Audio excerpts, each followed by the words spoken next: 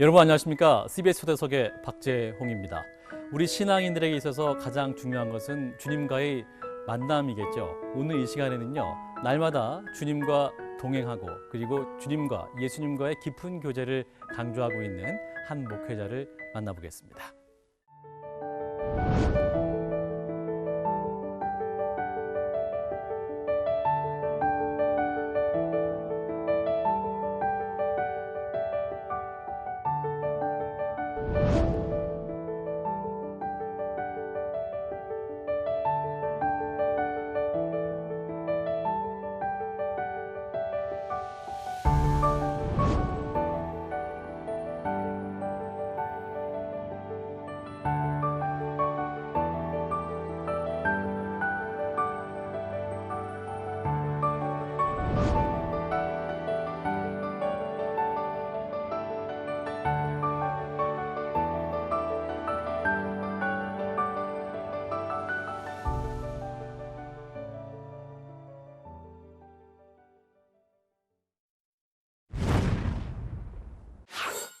네, 이 자리에 선한목자교회 유교성 목사님을 모셨습니다. 목사님 안녕하십니까? 안녕하세요. 예, 반갑습니다. 반갑습니다. 자, 일단 선한목자교회, 교회 이름이 참 좋다 이런 말씀들 많이 하십니다. 그런 말씀 많이 들으시죠? 네, 그렇습니다. 예, 선한목자교회 또 어떤 의미에서 또 이름이 부담스럽다 이런 말씀도 하실 수 있을 것 같은데 어떠신가요? 네, 그 선한목자교회를 저하고 연결시키는 분들이 있으세요. 네. 그래서 너무 당황스럽고 난감해요. 사실 선한목자교회라는 이름은 네, 교회는 당연히 예수님의 교회여야 한다. 그런 뜻으로 예수님의 교회 이렇게 하기는 또 좀 그래서 네, 마음에 하나님이 이렇게 주신 교회 이름이 선한목자교회예요. 네. 많은 분들이 교회 이름이 좋다고 느끼는 건 아마 예수님이 좋으시니까 그러신 것 같습니다. 예. 그리고 또 교회 이름이 선한목자라서 그런지 목사님도 굉장히 온유하시고 굉장히 인상이 선하시다. 이런 말씀을 주위에 많이 하시는 것 같아요.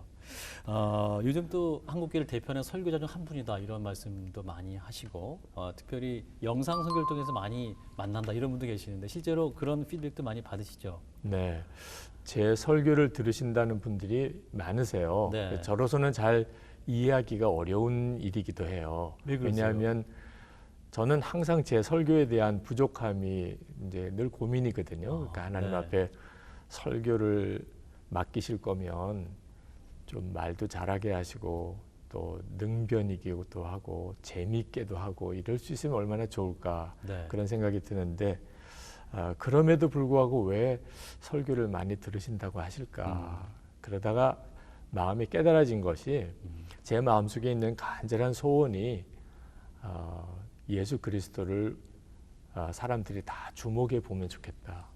그게 제 마음의 소원이라 제 설교는 거의 결론이 다 그리로 갑니다. 지금도 우리와 함께 계시는 주님을 주목하시라고. 네. 그래서 많은 분들은 목사님 설교는 맨 똑같아요. 이런 말도 들어요. 저희 교우들 중에는 뭐 무슨 설교를 들어도 다 결론은 똑같다고. 네. 그런데도 왜 많은 분들이 들으실까? 설교 중에 계속 예수님을 바라보시라고 제가 권하니까 예. 어떤 형태로든지 주님을 이렇게 생각하게 되나 봐요. 주님이 너무 좋으시잖아요. 그러니까 네. 주님을 조금이라도 생각했다면 좋으신 거죠. 그러니까 제가 설교를 잘했다기보다는 주님을 바라보게 해드리는 일 때문에 많이 들으시는구나 그런 생각이 듭니다. 네, 선한목자이신 예수님께 집중하는 그러한 또 말씀을 해주시니까 또 네. 영상을 많이 보시는 것 같다 이런 말씀을 하셨고 네. 자 목사님 삶에 대한 질문 잠깐 드리면 네. 목회자 가정에서 자라셨다고 들었습니다. 네, 네. 이 목회자 길은 그래도 가기는 쉽지 않은데 본인은 또 어떻게 그 삶을 가게 되셨는지 잠깐 말씀해 주시면. 사실 해석이 만만치 않은 일이긴 합니다. 네. 할아버님이 목사님이셨고요. 감리교회 처음 우리 감리교회 우리 한국 사람의 목사가 되신 고 반열에 계신 분들이세요. 네. 그러니까 할아버님이시고 아버님도 목사님이셨고 이제 또 제가 목사가 된 거죠. 예. 제가 태어났을 때 맏아들로 태어났기 때문에 그때 당시는 뭐 하여튼 큰아들은 다 하나님께 바친다 그런 생각을 가지셨던 것 같아요. 그래서 예. 저를 목사가 돼야 된다고 당신들이 이미 정하셨더라고요. 부모님과 네. 할아버지께서. 네. 그래서 제가 자라면서 저는 당연히 목사가 돼야 된다고 생각하고 자랐어요. 그러니까 예.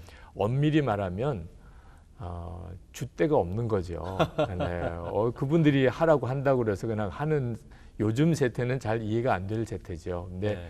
저희들 세대는 부모님이 그렇게 정하셨으면 당연히 그렇게 해야지 이게 하나님 뜻인가 보다 이렇게 생각했던 사람 중에 한 사람이었죠. 네. 그렇게 목사의 길을 가게 된 거죠. 아하. 그래서 무슨 은혜를 받았거나 소명을 받았거나 그랬던 게 아니었기 때문에 예. 한동안 목회자의 아이덴티티를 갖는데 어려움이 있었습니다. 아하, 네. 그러셨군요. 그러니까 줏대가 없는 게 아니라 순종을 하신 거죠. 네. 예, 이삭처럼 네. 이제 순종을 하신 건데, 그래서 이제 목회자의 삶을 살아오셨습니다. 그래서 선한 목자 교회는 40대 중반쯤에 이제 부임하셨다고 했는데, 이 처음에는 교회 상황이 그렇게 좋지는 않았다면서요, 목사님? 네. 어땠습니까? 사실 저는 저 나름대로 가지고 있는 생각이 목사가 이제 더 큰 교회, 더 좋은 대우를 해주는 교회를 네. 찾아가는 일은 주의 종된 자세가 아니다. 그런 생각을 했었어요. 예. 그래서 이제 여러 교회에서 청빙하는 일이 있었지만 사실 전혀 거기에 마음을 갖지 않았었죠. 예. 제게 주어진 목양지에서 거기서 하나님이 허락할 때까지 최선을 다해서 목회하는 것이다. 교인들이 싫어서 나가라고 그러면 할 수가 없지만 네. 그런데 너무 어려운 교회에서 오라고 그러니까 아하. 너무 어려운 그것도 너무 어려운 교회 예. 주변에 있는 분들이 다 한사코 왜 그 교회 가려고 그러냐 그 교회만큼은 가지 마라 이제 이럴 만큼 교회가 많이 어려워졌었어요. 네. 이제 건축도 해야 되는 부담은 엄청나게 크고 네. 부채는 또 많고 교우들 사이에서 갈등도 있어서 많은 교인들이 교회를 떠나고 담임자는 이제 강제로 사임하시고 아하. 여러 가지 어려움이 이제 있는 네. 교회에서 저를 부르니 음. 이게 기도를 하는데 어려워서 안 간다고 해야 되나 조금 더 좋은 여건이라면 저는 안 갑니다라고 말하기가 차라리 쉽겠는데 네. 이 교회에서 청빙이 왔을 때 장로님들이 이제 오셔서 다들 눈물로 교회의 어려운 사정을 이제 호소하시는데 네. 안 된다고 대답하려고 나갔다가 아하. 기도하겠다고 하고 돌아올 수밖에 없었어요. 아, 결국은 그러셨군요. 그렇게 해서 오게 됐죠. 네, 그러셨군요. 그래서 이제 한국교회 많은 좋은 영향을 주고 계십니다. 그래서 우리 선한목자교회는 영성일기로 많이 알려져 있는데 요즘은 예수동행 일기로 이름을 바꾸셨어요. 특히 왜 이름을 바꾸셨는지. 네. 네, 그 일기를 쓴다는 것은 사실 그 예수님과 친밀히 동행하는 삶을 살기 위한 방법입니다. 네. 그 초점은 예수님과 24시간 행복하게 동행하자는 거죠. 예. 그런데 설교도 하고 교인들에게 그 점에다 도전을 할 때 다들 좋게 받아요. 그렇게 해야 된다고. 네. 근데 막상 예배가 끝나고 돌아갈 때 그렇게 할 수가 없는 그게 교인들의 고민이더라고요. 그렇죠. 네. 그리고 그 다음 또 집회에 오면 또 그 점을 깨닫고 또 결단도 하는데 또 돌아가면 또 안 되는 것이 예. 주님을 바라보고 주님과 동행하는 것이더라고요. 네. 그런데 하나님이 저에게 매일 일기를 쓰면서 주님과 동행을 점검하게 네. 하는 방법으로 주님과 동행하는 것을 훈련할 수도 있고 점검할 수도 있고 네. 또 그 점을 도와드릴 수도 있고 그리고 실제로 그렇게 사는 삶을 통해서 얻는 유익도 얻게 해주신다는 것을 알게 됐어요. 네. 일기라는 게 굉장히 중요한 거구나. 아하. 그리고 청교도 시절 그분들은 거의 대부분 일기 쓰는 게 상식이었어요. 하나님이 쓰시는 사람들 또 주님의 은혜를 갈망하던 당시 사람들은 네. 그냥 일상적으로 일기는 쓰는 것이었더라고요. 하나님께서 나의 삶을 어떻게 역사하셨는가. 네. 네. 그래서 우리가 지금 그 많은 자료들이 남아 있는 거예요. 네. 그분들의 기도 또 은혜 받은 일 또 뭐 그런 내용들이 다 남아 있는 게 사실 네. 그 기록하는 것이었거든요. 그래서 이제 이름을 영성일기라고 이름을 붙였어요. 일반 네. 생활일기와 다른 거니까 네. 주님을 얼마나 내가 의식하고 바라보았는지를 체크하는 일기니까 영성일기라고 사실 마땅한 이름이 잘 없다가 어느 신학대학 교수님이 영성이라는 표현을 이제 쓰시면서 영성일기라고 하는 어떻게 했느냐 이렇게 제안을 해주셔서 네. 좋게 생각했어요. 근데 문제는 영성에 대한 신학적인 해석이 너무 많아요. 아, 네. 심지어는 어떤 분들은 영성에 대해서 굉장한 거부감과 또는 어떤 반발심을 가진 분들도 계시더라고요. 네. 영성이라는 표현 자체가 예. 다 좋게 느껴지는 단어가 아니더라고요. 아하. 그래서 그것 때문에 불필요한 논란도 좀 생기더라고요. 우리가 생각했던 것은 초점이 예수님과 동행하자는 것인데 이 이름 때문에 이렇게 혼란스러운 것은 너무 어리석은 일이 아닌가. 그래서 그러면 단순하게 그냥 예수 동행 일기라고 하자. 예. 그러면 무슨 내용인지 명확하게 아니까. 그건 그렇습니다. 예수님과 동행하기 위해서 매일 일기를 쓰는 거다. 그래서 이름을 이제 바꾸게 됐어요. 네. 올해부터 이제 예수 동행 일기를 바꾸고 네. 그러면서 알게 된 것이 하나님이 예수 동행 운동을 이 일을 통해서 하게 하시는구나. 아하. 그래서 이제 예수 동행 운동도 시작이 된 거고요. 네. 그러면서 이름이 바뀌어졌는데 반응이 엄청나게 달라졌어요. 아, 더 좋아졌어요. 영성일기 때보다 그 예수 동행 일기라고 하는 이름 자체가 그렇게 많은 사람들의 마음에 명확함을 주고 또 반응하게 되리라고는 미처 생각을 못했는데 네. 하나님이 그렇게 이끄신 것 같습니다. 아, 그렇군요. 단어를 바꾸고 어떻게 보면 세상용어로 프레임이 바뀐 건데 네, 더 긍정적으로 반응하시면 더 많으신 거네요. 네, 네. 네. 목사님께서 잠깐 말씀하셨습니다만 이 영성일기, 그러니까 예수 동행일기의 유익은 어떻게 알게 되신 겁니까, 그러면? 저 자신이 사실 하나님 앞에서 가장 내적으로 가지고 있는 고민이 네. 뭐냐면 겉으로는 목사로서 교인들에게 말씀도 전하고 또 목회도 하고 하지만 네. 사실 저 자신의 내적인 은밀한 죄와 또는 어떤 성품의 이 변화를 가져오는 일에 대해서는 늘 아쉬워요. 네. 내가 왜 이 점에 대해서 잘 해결이 안 될까? 그러니까 하나님 앞에 정말 눈물의 기도 제목이기도 했어요. 그런데 하나님이 저에게 깨우쳐 주신 것이 주님이 나와 함께 계시는 것을 온전한 믿음으로 바라보고 있지 않다는 겁니다. 그러니까 저는 주님이 나와 함께 계시는 것은 분명히 믿지만 정말 이따금 생각이 나는 거죠. 네. 그러니까 이따금 생각이 나는 바로 그 점이 제게 있어서 뭔가 영적으로 이렇게 열려지지 않는 한계가 되고 있었어요.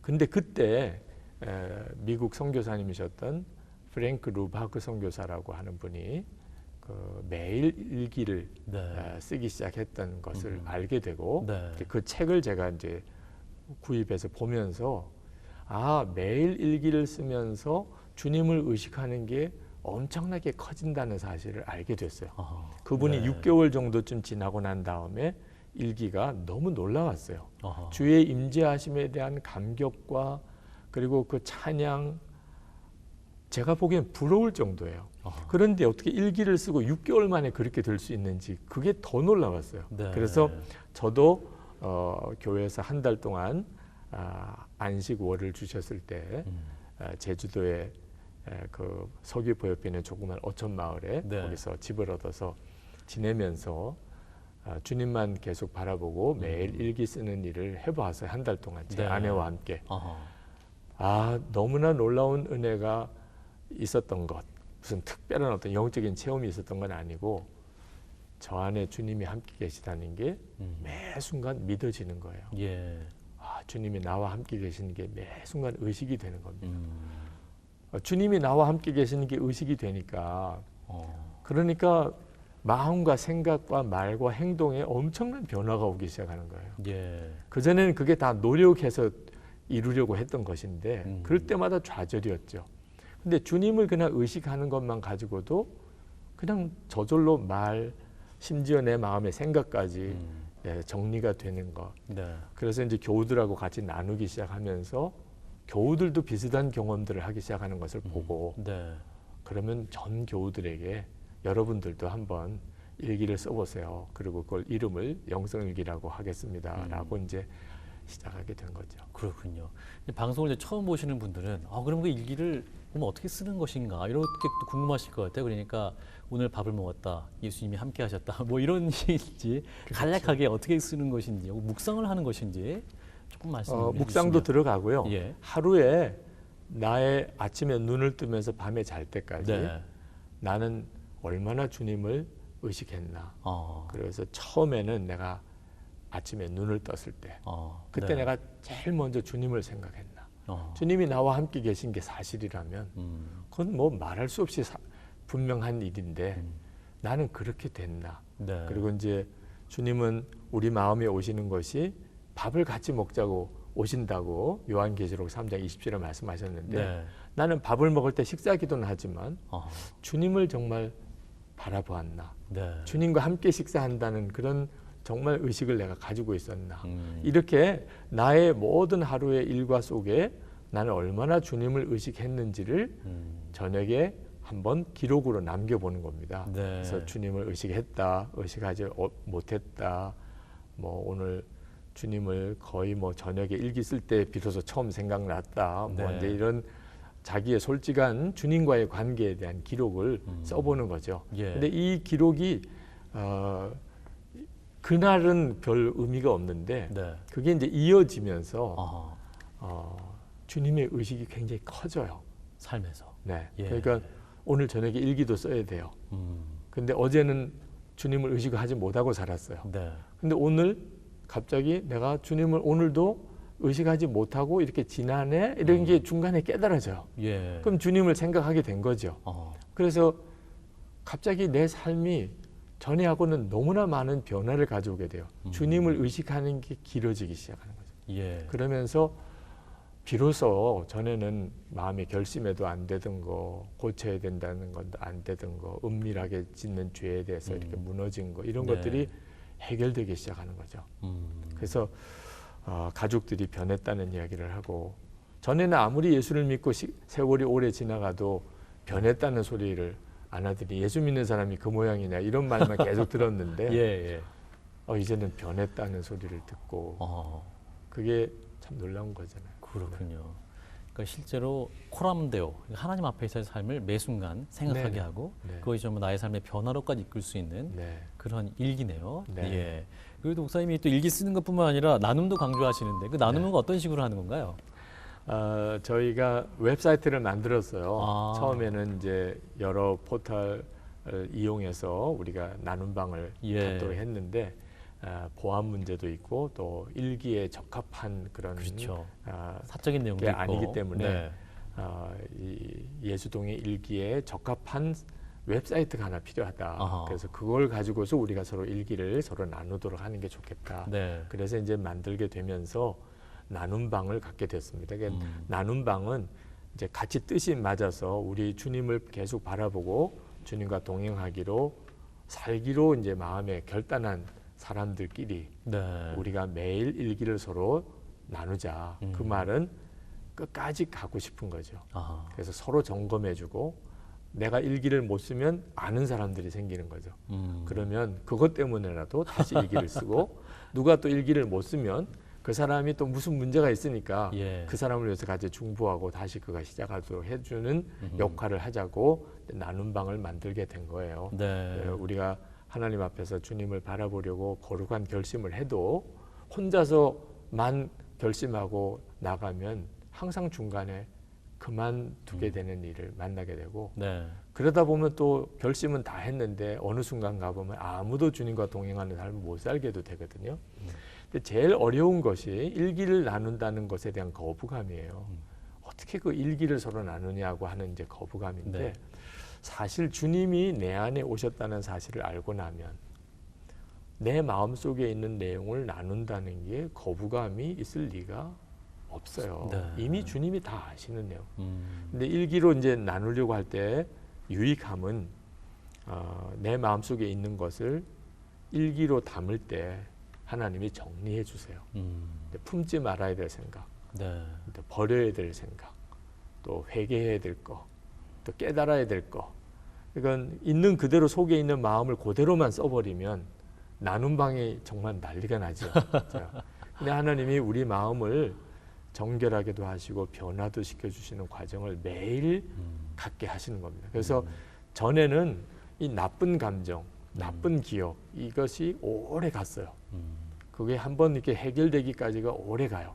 그리고 그것 때문에 주님과의 교제에 엄청난 어려움을 가져요. 그래서 많은 분들이 신앙적인 슬럼프가 깊어지고 오래 가는 이유예요. 근데 예수 동행일기를 써보니까 하루예요, 하루. 내 마음이 좀 힘들었고 또 누구에 대해서 미운 마음도 들고 뭐 그런 마음이 있다가도 저녁에 이제 예수 동행일기를 써야 되니까 이제 그 감정을 하나님 앞에 내어놓고 기도하고 또 고칠 건 고치고 회개할 건 회개하고 그리고 이제 그것을 일기에다가 담지요. 그러니까 매일 저녁에 우리가 샤워하고 자니까 이렇게 같이 지낼 수 있잖아요. 만약에 샤워하지 않고 지냈다면 아마 서로 뭐 냄새가 많이 날 거예요. 꼭 예수 동행일기가 샤워하는 것 같아요. 영적으로. 오늘 나의 하루를 쭉 이렇게 다시 샤워하는 그 일을 계속 해 나가게 되는 거죠. 그래서 나눔 방이 주는 유익이 엄청 큽니다. 네, 목사님 말씀 듣고 보니까 거의 예수 동행일기 공동체가 생긴 것 같다 이런 생각도 들고요. 이제 그 사역을 8년간 해오셨습니다. 또 8년간 해오시고 이제 신학 컨퍼런스도 함께 하시면서 정리하는 시간도 가지셨다면서요? 네. 예수 동행일기를 하면서 그 확산 속도가 처음에 제 생각했던 것과 비교가 안 될 정도로 너무 빨라요. 또 반응하시는 분들도 많고 네. 실제로 예수 동행일기를 쓰시는 분들은 굉장히 수가 적은데 관심은 엄청나게 많으셔요. 네. 처음에는 사실 이걸 계속 해야 되나 말아야 되나 고민까지 했을 정도인데 하나님이 강권적으로 이걸 이끌어 가시는 느낌을 받았습니다. 예. 그래서 어느 순간이 지나가면서 이건 이미 내가 어떻게 컨트롤할 수 있는 일이 아니구나. 이제 저는 그냥 하나님이 이끄신 대로 따라가야 되겠구나. 그런 생각이 들었었는데 그러면서 이제 여기저기서 우려하는 이야기도 듣게 됐어요. 네. 아직까지 뭐 그런 문제가 생긴 건 아니지만 이제 예상되어지는 어려움이 이제 생각이 나기 시작했어요. 그게 네. 뭐냐면 너무 신비주의에 빠지는 거. 주님을 바라보라는 것은 좋은데 성경을 떠나서 이제 신비적으로만 주님을 묵상하는 일이 한국 교회 안에 그 동안에 있었어요. 네. 그래서 잘못된 길로 가게 된 경우도 있었고 또 너무 현실 도피적인 주님과 사이에서의 개인적인 관계만 강조하다 보니까 너무 이제 현실 도피적인 문제 그런 점도 있었고요. 그리고 또 여러 가지로 이제 뭐 논쟁거리가 될 영성이라는 말 때문에 이제 여러 가지 논쟁거리가 될 수 있는 점도 있었어요. 네. 그래서 신학 컨퍼런스를 우리가 매년 하는 게 좋겠다. 그래서 우리가 가고 있는 게 신학적으로 문제는 없는지 예. 그리고 기독교 역사에서 그동안에 우리처럼 이렇게 주님을 바라보려고 했던 이들은 있었는지 그들은 어떻게 시작해서 어떻게 마무리가 됐는지 뭐 이런 네. 것들을 우리가 매년 한번 살펴볼 필요가 있겠다. 그런 생각이 들었어요. 사실 이 예수 동행일기가 잘못 가면 교회 내 또 하나의 분파가 될 수도 있어요. 네. 그건 정말 하나님이 기뻐하는 일이 아니거든요. 교회 안에 있는 모든 유형의 신앙생활을 하시는 분들을 이제 그 기초를 분명하게 해주자고 하는 뜻이지. 예수 동행일기를 쓰는 사람들끼리의 어떤 또 하나의 분파를 만드는 것은 이건 정말 이건 끔찍한 결과인 거예요. 네. 마치 고린도 교회에 예수파가 있었듯이 예. 꼭 그럴 수도 있는 거거든요. 그래서 우리 스스로가 지금 우리가 하고 있는 일이 바로 가고 있는지 또 문제는 없는지 하는 것을 신학적으로 또 교회 역사적으로 또 영성신학적으로 조직신학적으로 이렇게 한번 살펴볼 필요가 있겠다. 네. 그래서 이제 시작을 했어요. 예. 했는데 참 유익했어요. 우리 신학자들과 이제 이 문제를 가지고 대화하면서 우리가 배우고 얻은 것도 참 많았고 우리에게서부터 시작된 게 아니구나. 이거는 네. 초창기부터 기독교 역사의 가장 초창기부터 시작되어졌던 일이었구나 하는 것을 네. 알게 됐어요. 아하. 사실 복음서 자체가 그 하나님이 주셨던 은혜들에 대한 기록에 의하여 그게 정리되어서 복음서가 되고 서신서도 이렇게 나온 거거든요. 그렇죠. 그래서 우리가 지금 이렇게 기록하고 있는 우리의 지금의 은혜의 생활이 앞으로 100년 또 500년 이렇게 만약에 뒤로 간다면 이건 얼마나 그들에게 소중한 유산일까 하는 생각이 들었습니다. 네. 한마디로 예수 동행 행전이 돼서 또 네. 후세에 또 믿음의 조상들의 믿음이 또 전해질 수 있겠죠. 네. 또 일각에서는 근데 또 이제 개인 일기다 보니까 너무 이제 개인권에만 초점을 맞추고 또 사회 문제에 관심이 없는 것이 아니냐 이런 또 지적을 하시는 분이 있더군요. 맞아요. 네. 네. 그런 우려가 실제로 한국 교회를 보수와 진보로 이렇게 뚜렷하게 갈랐어요. 네. 그런데 예수 동행 일기는 이제 그런 부류로 따지면 보수 쪽에 좀 해당되는 네. 너무 개인 영성에만 치중하고 사회와 역사와 어려운 이들에 대한 책임을 도외시하는 거 아니냐 하는 그런 우려가 나올 수 있죠. 네. 근데 저는 실제로 예수 동행일기를 쓰면서 그런 판단이 잘못됐다 하는 생각이 들더라고요.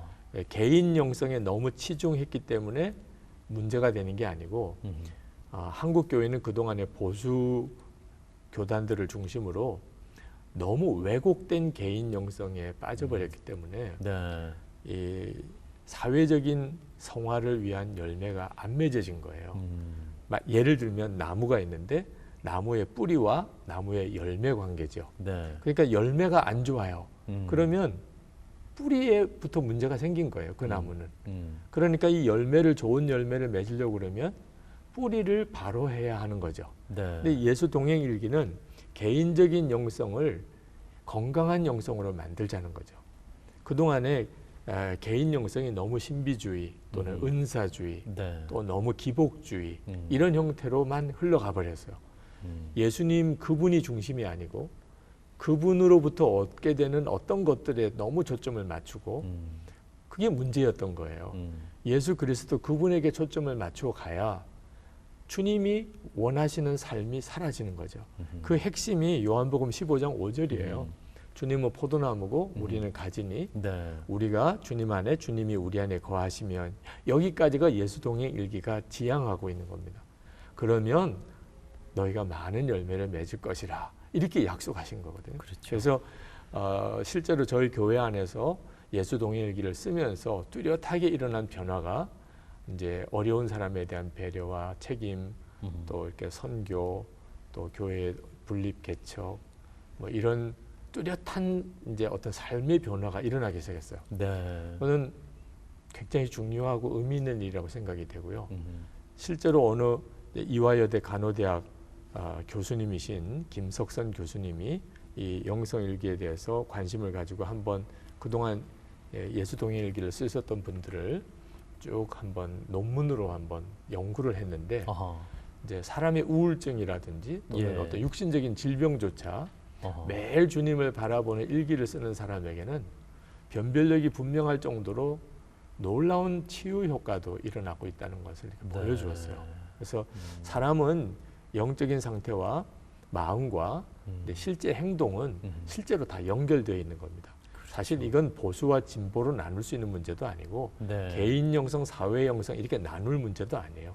사실은 같은 뿌리예요. 같은 그러니까 뿌리와 열매 차이인 거죠.